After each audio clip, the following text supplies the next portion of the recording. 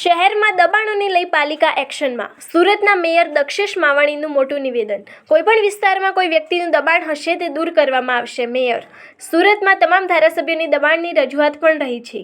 Road પર કોઈપણ વ્યક્તિની અડચણ ચલાવી નહીં લેવાય. આ દબાણ અભિયાન સતત યથાવત રહેશે. પાલિકાની સંકલન બેઠકમાં ફરિયાદો મળી હતી. દબાણને લઈ એક ગંભીર કિસ્સાઓ બનતા હતા. મેયર. દબાણમાં એમ્બ્યુલન્સ હોય તો ઇમરજન્સીમાં દર્દીઓને હાલાકી પડતી.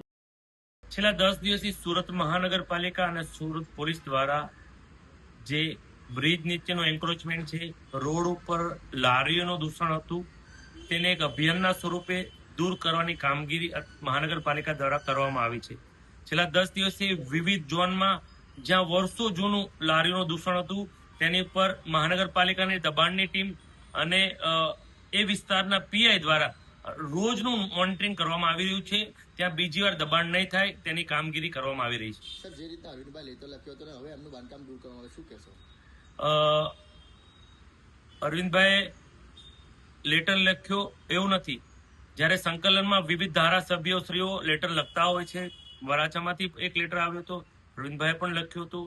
જે પણ રોડનું એન્ક્રોચમેન્ટ છે એ દૂર કરવામાં તમામ ધારાસભ્યો સહમત છે. એટલે અત્યારે બ્રિજ નીચેનું અને રોડ પરનું દૂષણ જે છે તેને અત્યારે દૂર કરવાની કામગીરી શરૂ છે.